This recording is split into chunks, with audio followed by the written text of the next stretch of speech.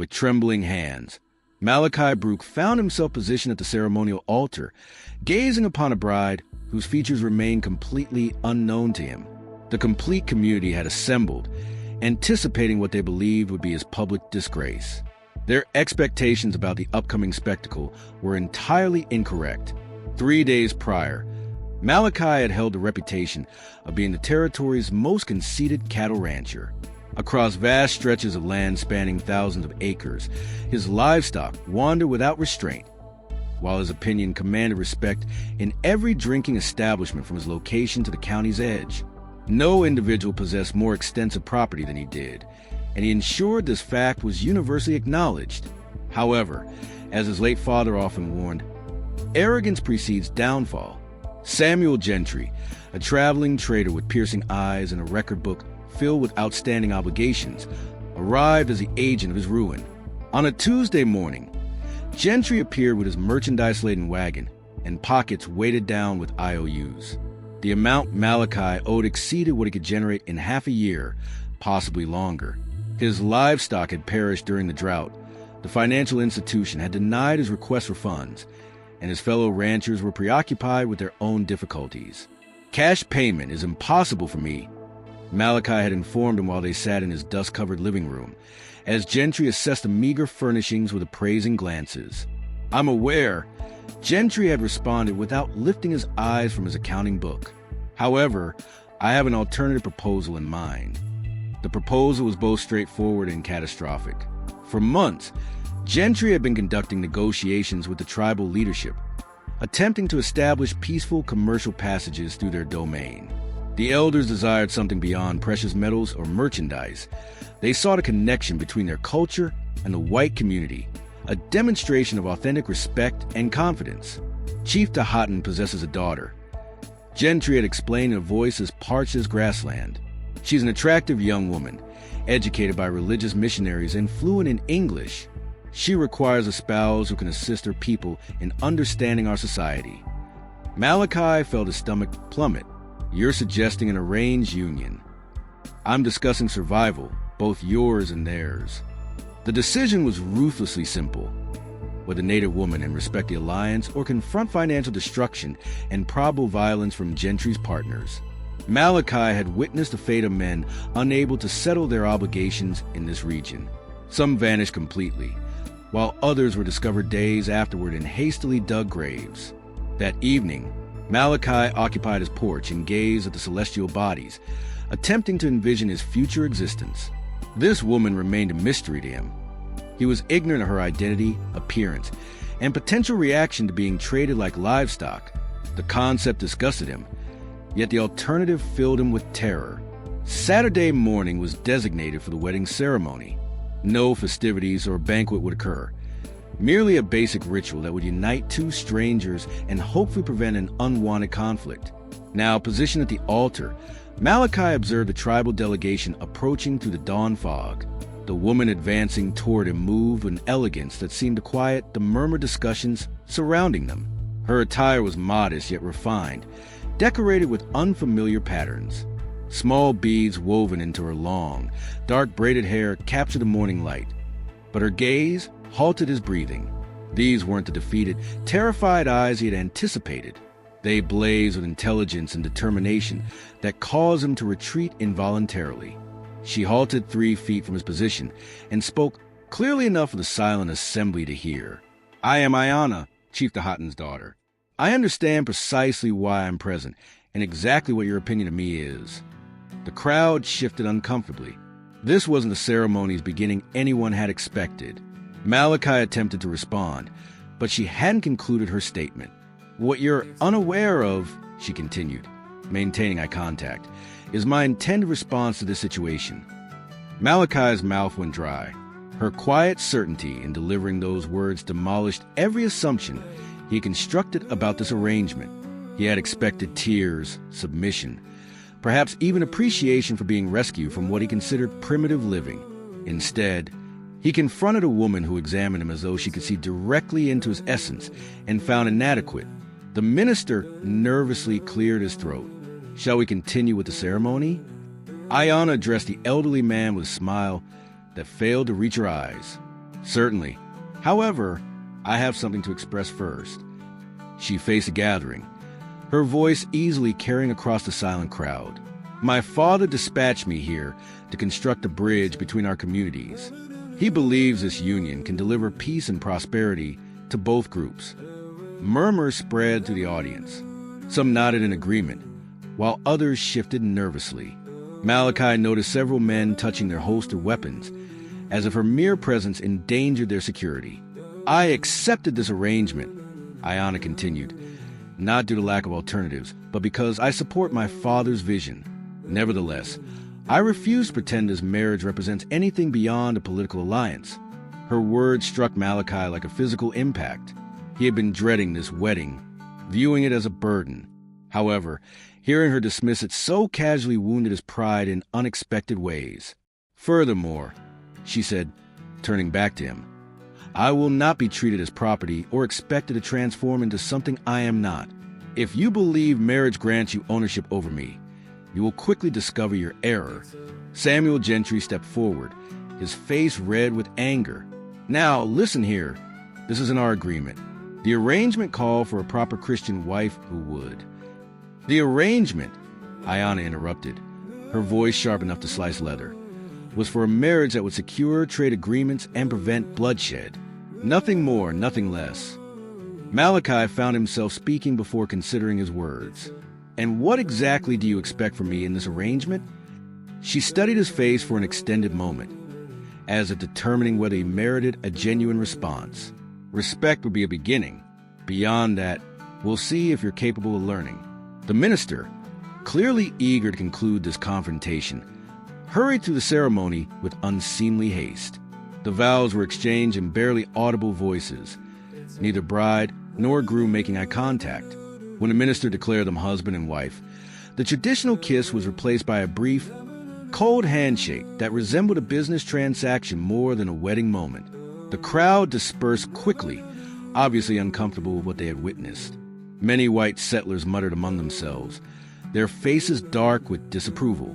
Some tribal members who had attended appeared equally troubled, though their concerns seemed different. As the final witnesses departed, Malachi found himself alone with his new wife for the first time. The silence extended between them like an abyss, neither seeming willing to bridge it. Finally, Ayanna spoke. I require lodging for tonight. My residence, Malachi said automatically, then immediately regretted how possessive it sounded. She raised an eyebrow. Your residence. And where exactly do you expect me to sleep? Before he could respond, a commotion erupted from the town's edge. Shouts and thundering hooves announced rapidly approaching riders. Malachi's blood turned to ice when he recognized the lead horse. The Garrett brothers had arrived to collect their own debts, and patience wasn't among their virtues. The three Garrett brothers controlled their horses 20 feet away, dust swirling around them like smoke from a prairie fire. Jake Garrett, the eldest, dismounted with the slow deliberation of someone who knew he held all the advantages. His younger siblings Tom and Billy remained mounted, their hands resting casually on their weapon handles. Well, Jake said, expelling tobacco juice onto the dirt. Heard you acquired yourself a wife, Malachi. Congratulations. His eyes moved Ayanna with an expression that made Malachi's jaw tighten.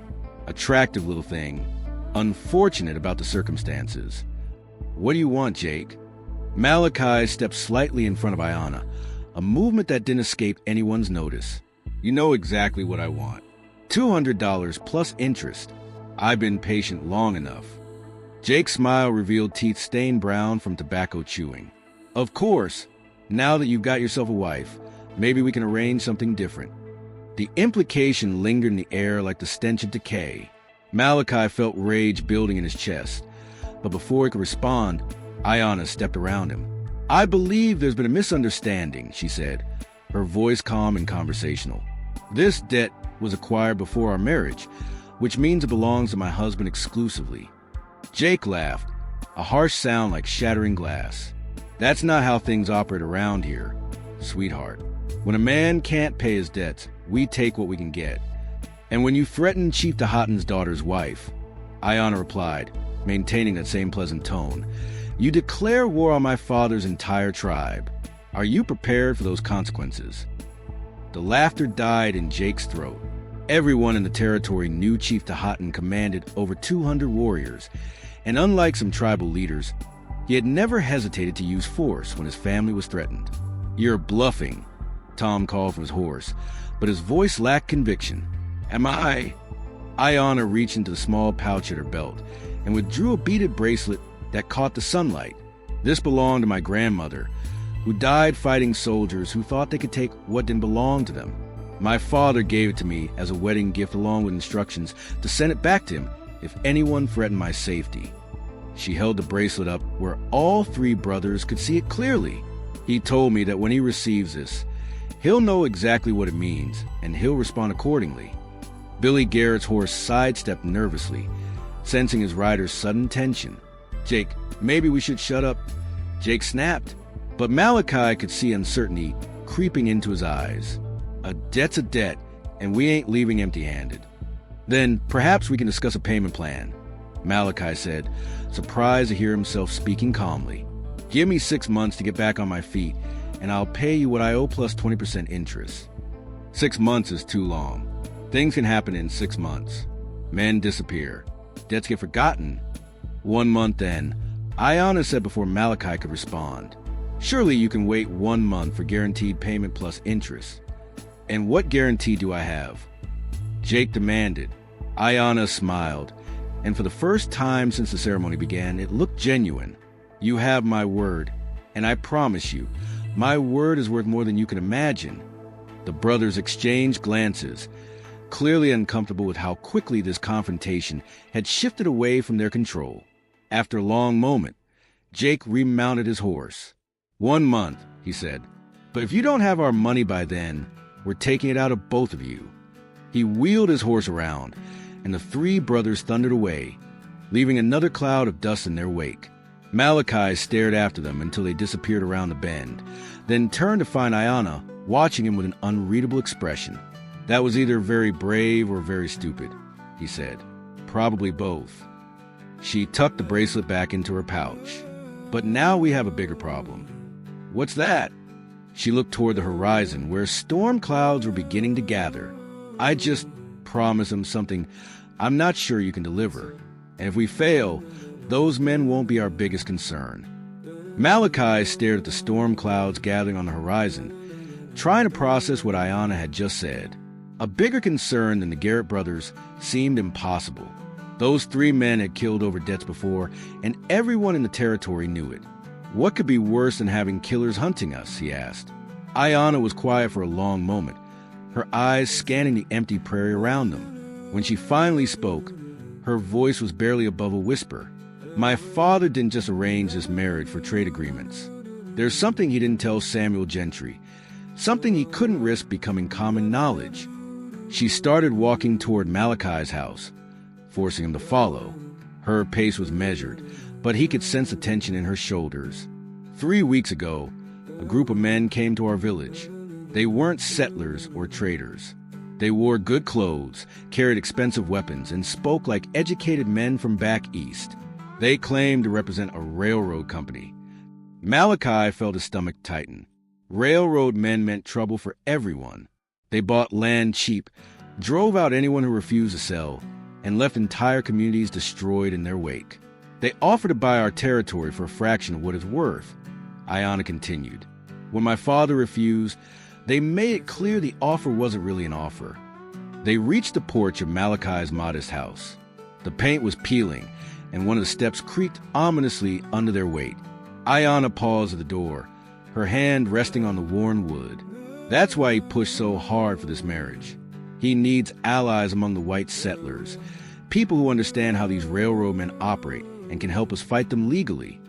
"And you think I'm that ally?" Malachi couldn't keep the bitter laugh out of his voice. "I can't even manage my own debts. What makes you think I can stand up to railroad money?"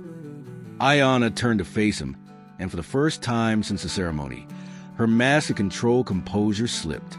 He saw fear in her eyes, real and raw. "Because you have something they don't expect. You have nothing left to lose."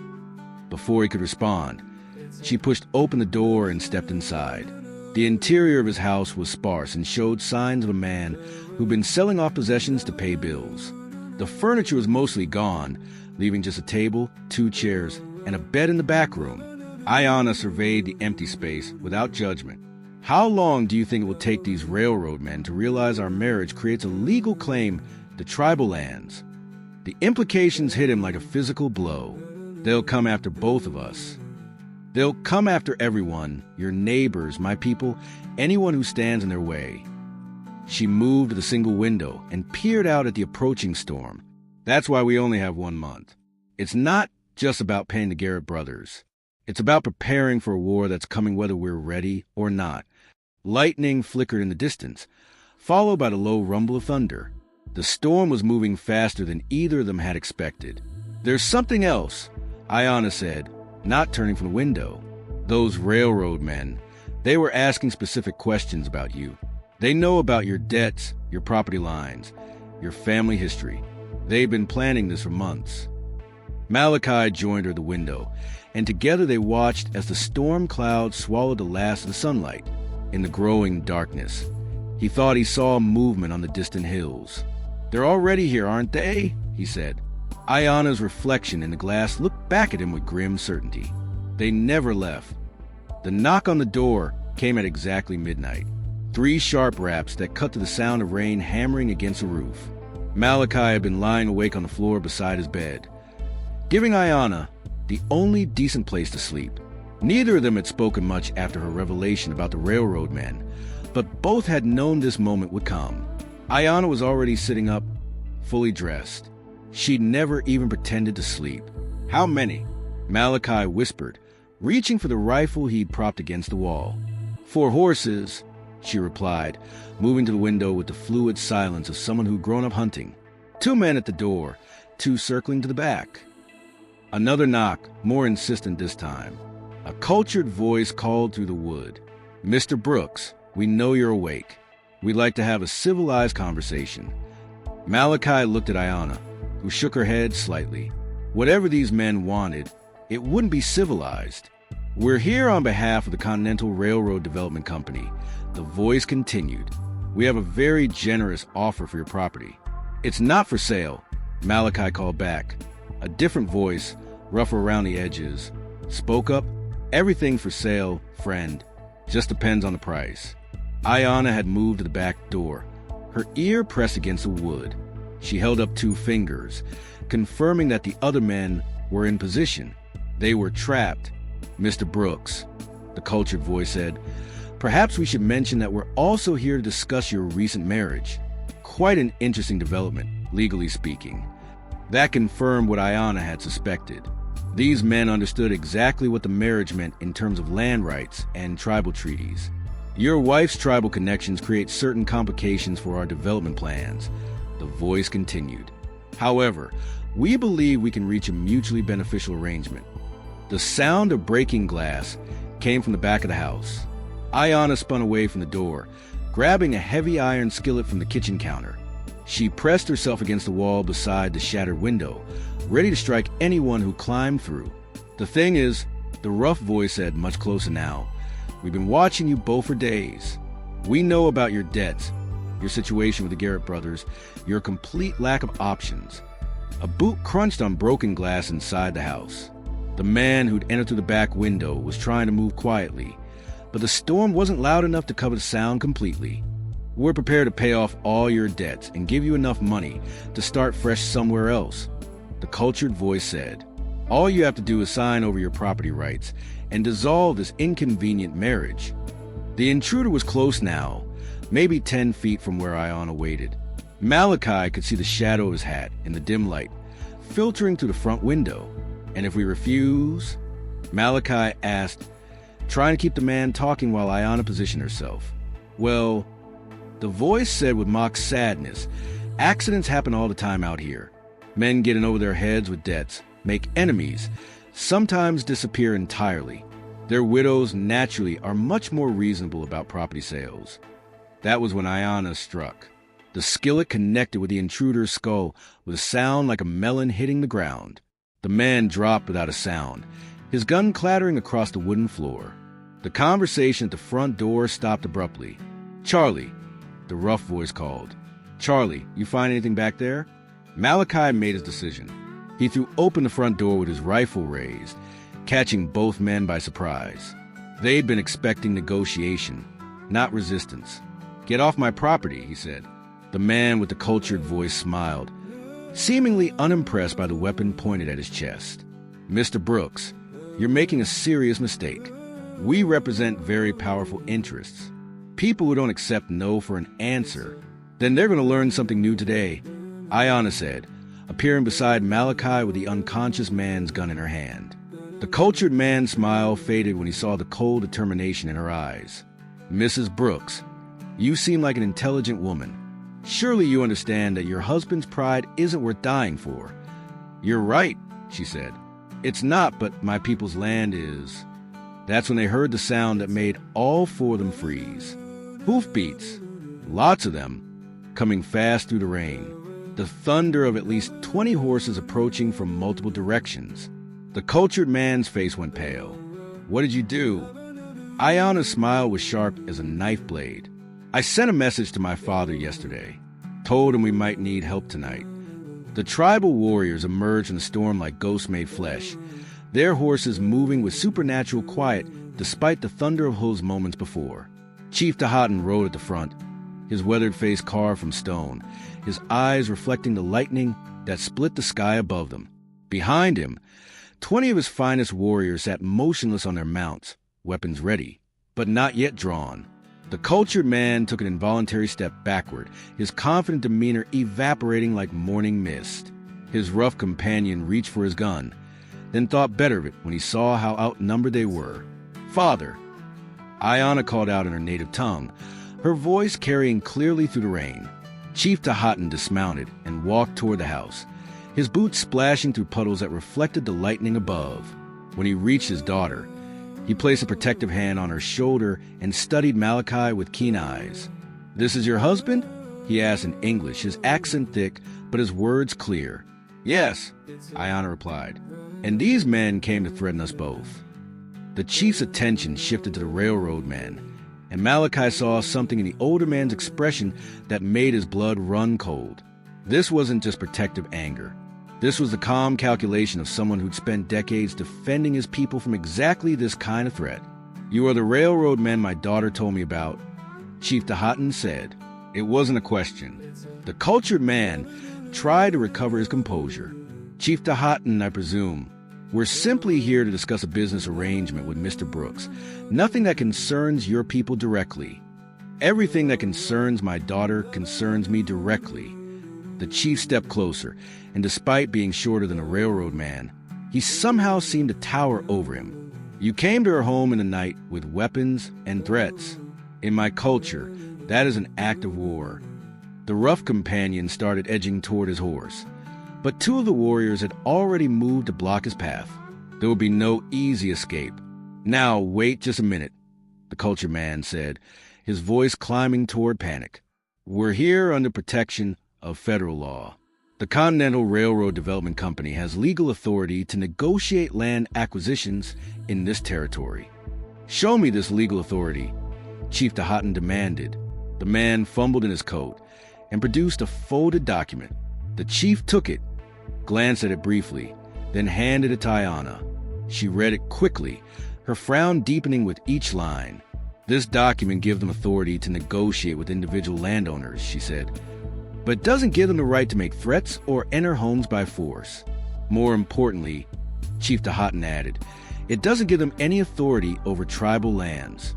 And as of yesterday, when my daughter married your husband, this property became part of tribal territory under the Treaty of 1852. Malachi blinked in surprise. He'd never heard of any such treaty, but from the way the railroad man's face went white, it was clearly real and significant. That treaty was dissolved years ago. The cultured man protested weakly. "Was it?" Chief Tahatan smiled, but there was no warmth in it. "Perhaps you should check your legal documents more carefully before making such claims." The sound of more horses approaching made everyone turn. Through the rain, Malachi could see torches moving toward them from the direction of town. Someone else was coming, and from the speed of their approach, they weren't bringing good news. "The Garrett brothers," Ayanna whispered. "They must have seen the warriors and thought we were under attack." Chief Tahaatan's expression hardened further. "How many enemies do you have, Mr. Brooks?" Before Malachi could answer, gunshots erupted from the darkness beyond the torchlight. The gunshots came from 3 different directions at once, muzzle flashes lighting up the storm-darkened prairie like deadly fireworks. Chief Tahaatan barked orders in his native language, and his warriors immediately spread out in a defensive formation that spoke of years of combat experience. "Get down!" Malachi shouted, grabbing Ayanna and pulling her behind the corner of the house just as a bullet splintered the wood where she'd been standing. The cultured railroad man wasn't fast enough. A shot caught him in the shoulder, spinning him around and dropping him into the mud. His rough companion dove behind their horses, using the animals as cover while he returned fire into the darkness. "Jake Garrett." Chief Tahaatan called out over the chaos. "Show yourself." A voice answered from somewhere near the barn. "Chief, we ain't here for you. Just want what's owed to us." The railroad men hired them, Ayanna said, pressing herself against the wall. "They're all working together." But even as she spoke, more gunfire erupted from a completely different direction. These shots were more organized, more disciplined. A new voice cut through the storm. "This is Federal Marshal Davis. Lay down your weapons immediately." Malachi felt his heart sink. Federal marshals meant the railroad company had more legal authority than they'd admitted. They could arrest everyone here on charges of interfering with interstate commerce. There, Ayanna pointed toward the ridge behind the house. More riders coming. At least 6 men on horseback were silhouetted against the lightning, their badges glinting in the brief flashes of light. They were moving in tactical formation, clearly trained lawmen rather than hired thugs. Chief Tahaatan raised his rifle and fired a single shot into the air. "Hold your fire," he commanded, and his warriors immediately stopped shooting. The discipline was remarkable. Marshal Davis. The chief called out, "I am Chief Tahaatan of the Wind River people. These railroad men attacked my daughter and her husband in their home. We are here lawfully protecting our family." A pause in the gunfire. Then Marshal Davis rode closer, close enough for them to see his face in the torchlight. He was older than Malachi had expected, with gray in his beard and eyes that had seen too much violence. "Chief, I have warrants for the arrest of your daughter and her husband on charges of conspiracy to defraud the Continental Railroad Development Company." "On what evidence?" Ayanna stepped out from behind, covered despite Malachi's attempt to hold her back. "Evidence that you entered into a fraudulent marriage to circumvent legal land acquisition proceedings," the marshal replied. "The railroad company filed a complaint yesterday in federal court." The pieces suddenly clicked into place for Malachi. "You planned this from the beginning," he said to the wounded railroad man. "You let us think we had a month, but you were already getting the warrants." The cultured man struggled to his feet, clutching his bleeding shoulder. "The law is the law, Mr. Brooks. Your marriage was a transparent attempt to use tribal treaty rights to block legitimate development." "Except the marriage is real," Ayanna said firmly, "and the treaty rights are legitimate whether you like them or not." Jake Garrett's voice called out from the darkness. "What about our money, Marshal? We got legal debts to collect too." Marshal Davis looked genuinely frustrated. "Mr. Garrett, you and your brothers need to stand down. This is now a federal matter." "Like hell it is." Another voice in the shadows. "Probably Tom Garrett. We got rights too." That's when everything went wrong at once. Billy Garrett, apparently deciding that federal marshals weren't going to protect his interests, opened fire on the lawmen. The marshals returned fire immediately. Chief Tahaatan's warriors, thinking the shooting was directed at them, began firing at everyone who wasn't clearly identified as friendly. In the chaos, the wounded railroad man pulled a hidden pistol from his coat. Malachi saw him raising it toward Ayanna and threw himself between them just as the gun fired. The bullet caught him in the side, spinning him around and sending him crashing into the mud beside his wife. Through the haze of pain and shock, he heard Ayanna scream his name. But what he saw next, as his vision began to blur, was Chief Tahaatan standing over the railroad man, with his rifle pointed directly at the man's head, his finger on the trigger. "Father, stop!" Ayana's voice cut through the chaos like a blade. Chief Tahatan's finger froze on the trigger, his eyes never leaving the wounded railroad man's face. The gunfire had stopped as suddenly as it began. Marshal Davis stood over Jake Garrett's motionless form while his deputies had the other two Garrett brothers on their knees with hands behind their heads.